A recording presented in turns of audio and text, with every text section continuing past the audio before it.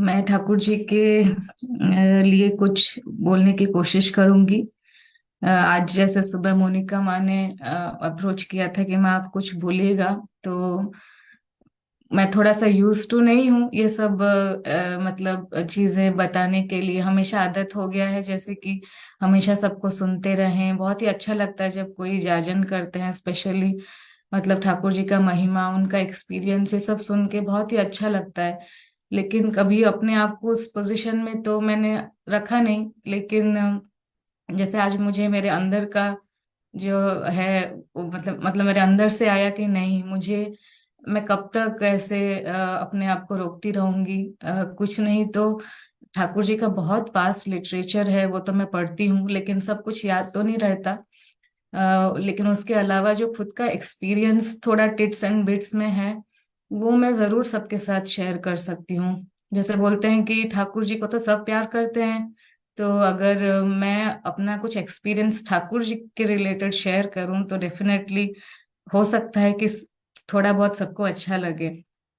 तो इसलिए मैं कुछ चीजें बोलना चाहूंगी। मैं शुरू करती हूँ कि जब मैं सोच रही थी कि मैं क्या एक्सपीरियंस शेयर करूं, और बहुत सारा चीजें तो है लाइफ में, उसमें एक कॉमन चीज मुझे नजर आया कि ठाकुर जी का जो मेरे लिए और मेरे परिवार के लिए जो अपरंपार प्यार है, स्नेह है, जो करुणा है, तो ये बहुत ही मतलब बहुत ही अद्भुत है। मतलब जो मैं हर पल हर टाइम मैं फील करती हूँ, महसूस करती हूँ उसको। जैसे बहुत लोगों को पता होगा कि मैं दीक्षित फैमिली से बिलोंग नहीं करती हूँ। शादी के बाद भी मेरा दीक्षा नहीं हुआ था काफी साल तक, 2-3 साल तक। और कुछ ऐसा मोड़ आया जब मेरा दीक्षा हुआ। तो वो बहुत ही लॉन्ग स्टोरी है, लेकिन उसको अगर शॉर्ट में बताऊं तो जब कोविड हुआ था विकास दा को, उस टाइम पे वो जब हॉस्पिटल में चले गए थे, तो उस टाइम पे मुझे इष्टवृत्ति का मंत्र पता नहीं था। लेकिन मुझे इतना याद था कि वो कुछ ऑफर करते हैं ठाकुर जी को हर सुबह। तो मैं वो एक बार मैं करने की कोशिश की, ये सोच के, क्योंकि मुझे पता था, मैंने सुना था उनसे कि मतलब कभी अगर कुछ विपत्ति आता है तो इष्टवृत्ति से वो कट सकता है। तो जब मेरे पास कोई उपाय नहीं था, जब सब कुछ आशा छोड़ चुकी थी, तो मैंने लास्ट में ये कोशिश किया। और कोशिश करते वक्त मैंने ठाकुर जी को रो रो के बोला था कि ठाकुर जी, मुझे तो पता नहीं इष्टवृत्ति का मंत्र क्या होता है, लेकिन मैं बस वही कर रही हूँ, मेरे भाव को आप समझिए। और अगर वो ठीक होके घर वापस आ जाते हैं तो मैं आपका दीक्षा जरूर लूंगी, ऐसे मैंने उनको बोला था। तो ऐसा हुआ कि जैसे ही मैंने वो मंत्र पढ़ा था, और मैं जो भी अपना मतलब मन में जो फीलिंग्स है वो मैं शेयर की उनके साथ। फिर मुझे एक कॉल आता है। कॉल जब मैंने देखा तो वो विकास दा का कॉल था। और वो मुझे हॉस्पिटल से फोन किए थे, दो उनको इतना अलाउड नहीं था फोन, लेकिन वो फोन करके उन्होंने बोला मुझे कि यहाँ पे डॉक्टर्स बोल रहे हैं कि मैं जल्दी घर वापस आ जाऊंगा। तो ये सुन के मेरे अंदर एक बहुत ही पॉजिटिव, क्या बोलते हैं, विश्वास आया कि अच्छा, ये कुछ जरूर है इसका, मतलब पावर, ये इष्टवृत्ति का जो मैं मतलब अनजाने में भी जो किया मैंने, उसका जरूर कुछ ना कुछ इम्पैक्ट हुआ है। ऐसा मैं सोची उस टाइम। फिर by God's grace, by guru's grace, वो घर वापस आ गए। आने के बाद अब मैंने बोल दिया है कि मुझे दीक्षा लेना है, तो कभी ना कभी तो लेना ही पड़ेगा। तो अब मैं सोची कब लूं, कैसे लूं, ऐसे दिमाग में चलता रहा। फिर जब हम लोग उड़ीसा गए, इंडिया गए, तो फिर उनके जो मामा जी हैं वो ऋतिक हैं। तो फिर एक एक दिन, अच्छा दिन निकाल के फिर हम लोगों ने सोचा कि उस दिन मेरा दीक्षा होगा। तो बहुत अच्छे से दीक्षा हुआ। मैं बहुत क्वेश्चंस पूछ रही थी मामा जी को, वो सब आंसर कर रहे थे मेरा। और ऐसे करके सब मतलब मैं क्या बोलते हैं, बहुत ही निष्ठा से इष्टवृत्ति कर रही थी जब मेरा दीक्षा हो जाने के बाद। तो ऐसा हुआ कि मैं इष्टवृत्ति तो कर रही थी, लेकिन मेरे अंदर ना वो एक भाव नहीं आता था कि ठाकुर जी हैं। जैसे आप लोग, बहुत लोग हैं कि ठाकुर जी को अपना सब कुछ मानते हैं, मतलब गुरु भी मानते हैं, फैमिली का मेंबर भी मानते हैं, भगवान मानते हैं, सब मानते हैं। लेकिन मेरा मन में ऐसा नहीं आ रहा था। मैं बस वो एक मोमेंट पे मैंने दीक्षा लिया, मैंने कमिट किया था, प्रॉमिस किया था, तो मैं उसको बस फॉलो कर रही थी। लेकिन मैं मुझे खुद अच्छा नहीं लग रहा था कि क्यों मेरे अंदर भाव नहीं आ रहा है, क्या चीज की कमी है, मैं क्यों एक्सेप्ट नहीं कर पा रही हूँ। मतलब मेरे अंदर में मैं उतना मतलब एंगेज क्यों नहीं हो पा रही हूँ ठाकुर जी के साथ। तो जब मुझे बुरा इतना लग रहा था अंदर, तो मैं उसके बाद मैंने सोचा कि मैं इस कल के बाद मैं जब भी ठाकुर जी को प्रे करूंगी, तो मैं उनको ये बोलूंगी कि ठाकुर जी, मैं आपको प्यार कैसे करूं, मुझे बस ये बताओ। मैं चाहती हूँ आपके साथ कनेक्ट होना, आपके साथ जुड़ना, लेकिन कुछ ना कुछ मुझे रोक रहा है। तो फिर मैं ऐसा करने लगी, मैं एवरी डे ऐसा प्रे करती थी कि मुझे ऐसा कुछ तो करिए जिससे मैं आपके साथ और ज्यादा कनेक्ट हो पाऊं, और ज्यादा जुड़ पाऊं, आपको और प्यार करूं, आपके बारे में और पढूं, आपको और जान पाऊं। ऐसे करके मैंने बहुत दिन तक ऐसे मैं एवरी डे ऑलमोस्ट, जब मैं प्रणाम करती थी तो मैं ऐसे बोलती थी। और ऐसे देखते देखते देखते देखते ऐसा हुआ सडनली कि मैं कब उनको इतना ज्यादा प्यार करने लग गई, मुझे इस दौरान पता भी नहीं चला। मतलब ये जो ट्रांजिशन फेज है, ये मेरा एकदम मोनोटोनस था। मैं प्रेयर करती थी, मैं प्रे करती थी उनको कि कैसे मैं अपना बनाऊं, लेकिन ऐसे सडनली एक ये चेंज कैसे हुआ मेरे अंदर, वो मुझे आज तक भी पता नहीं चला। और ऐसा लगता है कि अभी अगर मैं कुछ भी सोचती हूँ तो पहले उनके बारे में ख्याल आता है मेरा, बाकी सब चीज बाद में आता है। तो ये एक बहुत ही अच्छा, क्या बोलते हैं, लाइफ में मेरा चेंज आया, जिसपे मैं बोल सकती हूँ कि ठाकुर जी, मतलब एक भी दिन ऐसा नहीं है कि मैं जब नहीं सोचती हूँ कि जो भी हुआ है वो गुरु कृपा के कारण हुआ है, इसके अलावा और कुछ भी नहीं है। और ऐसा भी थॉट आया है कि पहले मैं ऐसे सोचती थी कि अभी तो गणेश भगवान है, शिव जी है, वो लोग तो मतलब उन लोग को मैं प्रे करके बड़ी हुई हूँ, तो मुझे ऐसा लगता था कि ये मनुष्य को मैं कैसे पूजा कर सकती हूँ, ये तो हमारे तरह ब्लड एंड फ्लेश के ही हैं, तो इनमें क्या ऐसा है कि मैं इनको प्रे करूं, इनको मानूं। ऐसा मैं सोचती थी। लेकिन अब मुझे ऐसा, मेरा माइंड में चेंज आया कि मुझे लगता है कि इनको ही तो पूजा करना चाहिए, क्योंकि हम लोग जो आज तक जिसको पूजा कर रहे हैं वो तो एक सिर्फ एक मूर्ति के अंदर रह गए हैं। हम माइथोलॉजी में सुनते हैं उनके बारे में बहुत सारी चीजें अपने बड़ों से, मतलब बचपन से सुनते आ रहे, लेकिन हमने तो उनका कभी देखा भी नहीं है। जो भी देखते हैं हम मतलब गुरु के रूप में उनका जो ऑफस्प्रिंग है, उनका जो फ्यूचर नेक्स्ट जनरेशन से, उनको देख के हम बड़े हो रहे, तो हम उनके साथ कम्युनिकेट कर सकते हैं, कॉन्वर्सेशन कर सकते हैं, उनको देख सकते हैं, उनको फील कर सकते हैं। और जो मूर्ति और फोटो में है वो तो बस उसी में ही रह गए हैं, वो तो एग्जिस्ट भी हमारे लाइफ में करते हैं कि नहीं, ये क्वेश्चन आ गया है अभी दिमाग में। तो ऐसा नहीं है कि मैं बाकी भगवान को पूजा नहीं करती हूँ, मैं सब कुछ करती हूँ, वो भी इम्पोर्टेंट है लाइफ में। ये जो हमारे जो ट्रेडिशन है वो सब अपने बच्चों को सिखाना, पूजा वगैरह। लेकिन जो होता है कि प्रथम और प्रधान का जो हमने जो आज तक सुनते आए हैं, वो चीज मेरे लाइफ में अभी ऐसा लगता है कि ठाकुर जी ही हैं वो जगह पे। और एक भी मैं ये बोलना चाहती हूँ कि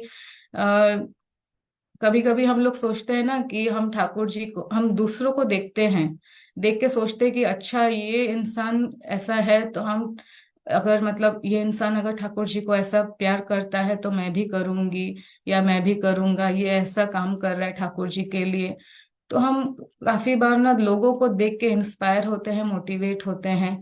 लेकिन मेरे अंदर एक डिफरेंस है इस पॉइंट पे। मैं ऐसा सोचती हूँ कि अगर हम किसी को देख के उनसे इंस्पायर होके ठाकुर जी को प्यार करेंगे, तो वो हमारा वो जो लव है वो कभी ना कभी डगमगा सकता है, क्योंकि हम इंसान हैं, हमसे गलती हो सकती है। हम कभी अपना हमारा जो वे ऑफ एक्सप्रेशन है उसको हम कभी अगर बदल देते हैं, तो वो दूसरा दिखने लगता है लोगों को। लेकिन अगर हम ठाकुर जी को बिना कोई मीडिएटर के थ्रू सिर्फ डायरेक्ट कनेक्ट करें, कि हाँ ठाकुर जी हैं, उनका ये फिलॉसफी है, हम उनके साथ कम्युनिकेट करें, हम उनको जो अच्छा लगे उनके जैसा बनने की कोशिश करें, तो हमारा जो उनके प्रति जो डेडिकेशन है वो कभी भी डगमगाएगा नहीं। हम इसीलिए मेरे साथ भी ऐसा ही हुआ है कि कभी अगर कुछ भी मन में डिस्टरबेंस होता है, तो मैं बस यही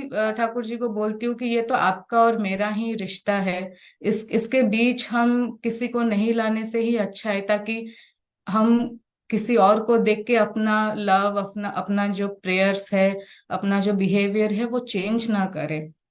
ये एक चेंज थॉट है जो मैं आपके साथ शेयर करना चाहती थी।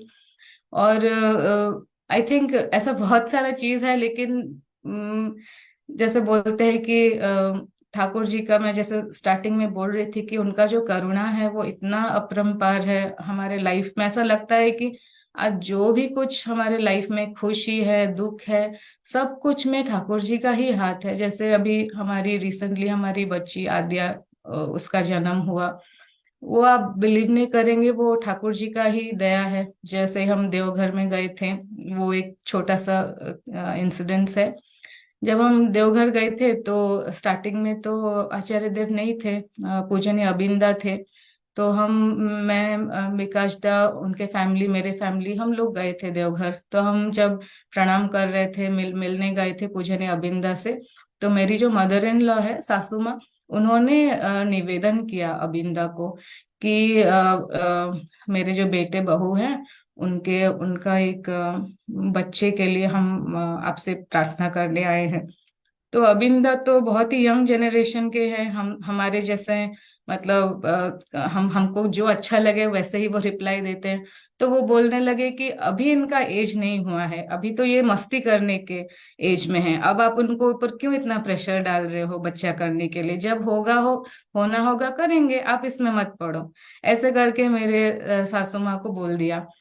तो उसके बाद जब हम आचार्य देव को मिलने गए कुछ दिन बाद, जब हम उनको प्रणाम कर रहे थे, तो ऐसे विकास दा के मन में आया कि उनकी मम्मी तो उस टाइम पे नहीं थी, लेकिन उनके मम्मी का मन रखने के लिए उन्होंने आचार्य देव को निवेदन किया कि ऐसे, मतलब हम अभी एक बच्चे के प्लानिंग में हैं, तो आपका आशीर्वाद चाहते हैं। तो आचार्य देव ने अपना सर हिला के बोला हाँ ठीक है, ऐसे करके बोले। तो फिर हम लोग आ गए। उसके बाद फिर हमारा देवघर ट्रिप जब खत्म होने वाला था, एकदम लास्ट डे में, हम जल्दी जल्दी में थे, हम सोचे कि सिर्फ आचार्य देव को प्रणाम करके निकल जाएंगे और किसी को मिलने के लिए टाइम नहीं होगा। तो जब हम उनको प्रणाम कर रहे हैं, तो आचार्य देव बोलते हैं कि तुम दोनों बड़ बौरानी को मिलके जाना, अब ऐसे मत चले जाना। तो हमको लगा कि ऐसे क्यों बोल रहे हैं, हम तो जल्दी जल्दी में है, जाने वाले हैं। तो आचार्य देव किसी को भेजे हमारे साथ, ताकि वो जो इतना लंबा क्यू है उसको क्रॉस करके, थोड़ा जल्दी में थे हम लोग तो फास्ट करने के लिए उन्होंने भेजा किसी को। तो वो तुरंत हमको लेके गए, तो बड़े बोरा ने अंदर हमको तुरंत बुलाए। फिर हमसे बात किया, विकास दा से थोड़ा बंगाली में बात किए, जो कि मतलब थोड़ा सा फनी भी था, क्योंकि उनको बंगाली नहीं आता है, और बड़ा बहू रानी उनको फिर प्रेस कर रहे हैं कि नहीं तुम बहुत अच्छा बंगाली बोलते हो, ताकि विकास दा को थोड़ा अच्छा फील गुड हो। तो उसके बाद हमको ऐसे कैजुअली बात की, हम लोग सोच रहे हैं हमको कैजुअली बात करें, हमको देरी हो रहा है जाने का, ऐसे किस कारण से बुलाए होंगे, ऐसा दिमाग में आ रहा है। फिर हमको वो एक स्वीट दिए, मिठाई दिए, बोले कि ये मिठाई को अभी खा लो, खा के फिर तुम लोग अच्छे से जाओ, फिर आना जल्दी। फिर हम मिठाई खा के फिर वहां से निकल निकल के आ गए। और आप बिलीव नहीं करेंगे कि मतलब हम तो बोलते हैं जब ठाकुर जी को पकड़ते हैं कि ये कुछ मिराकल नहीं करते हैं, लेकिन मैं सोचती हूँ कि जो भी चीज हमारे लाइफ में होता है, अच्छा चीज है तो वो मिराकल होता है, अगर बुरा चीज भी कुछ हो रहा है तो हम उसको मिराकल ही मानते हैं, क्योंकि उससे कुछ और ज्यादा बुरा होने से हम बच गए, ऐसा हम सोचते हैं। तो उसके बाद ही अच्छा अच्छा चीज ये हुआ कि हम उसके बाद डेनमार्क आए, फिर मैं प्रेग्नेंट हुई। और मतलब हमको नहीं पता था कि इतना जल्दी, जैसा लगता है हम जब देवघर में थे तब जो शशि दादा के वाइफ है बड़ो बोदी, वो भी हमको बोल रहे थे कि आपका बच्चा नहीं हुआ अभी तक, कितना अच्छा होगा जब आपका एक बच्चा होगा, आपके गोद में खेलेगा, ऐसे बोलते थे। तो हम उनको कुछ रिप्लाई नहीं दे पाते थे, ऐसे बोलते थे जी जी ऐसे करके आते थे। तो उसके बाद जब ये विश हमारा पूरा हुआ, तो हमको ऐसा ही लगता है कि हेड टू टो ये एक ब्लेसिंग ही है आद्या के लिए। और जब मैं थोड़ा सा गुस्सा हो जाती हूँ आद्या पे या कुछ, तो विकास दा मुझे याद दिलाते हैं कि ऐसा मत करो उसके साथ, क्योंकि वो ठाकुर जी का संतान है, तुम्हारा नहीं है। तो तुम जो भी करोगे ये ध्यान रखना कि हम हमको ये ठाकुर जी के आशीर्वाद से मिला है। तो हम लोग बहुत ही एक्साइटेड हैं कि जब हम देवघर जाएंगे, अभी 2 मार्च को इंडिया जा रहे हैं, तो कुछ भी प्लान नहीं है हमारा, कहीं पे भी नहीं जाना है, उड़ीसा में रहना है। लेकिन हम जरूर कोशिश करेंगे कि एक बार देवघर में जाएं और गुरुजन का आशीर्वाद लेके आएं। और यही बस मैं बोलती हूँ, और सबके अच्छे शरीर के लिए मंगल कामना करती हूँ, और प्रार्थना करती हूँ कि हम सब ठाकुर जी का इष्ट प्रतिष्ठा अपने मन में करें, अपने परिवार में, अपने घर में करें। क्योंकि जो भी उनका जो लार्जर पर्सपेक्टिव है उसको पूरा करने के लिए अपने अंदर से ही हम शुरुआत करें। जय गुरु।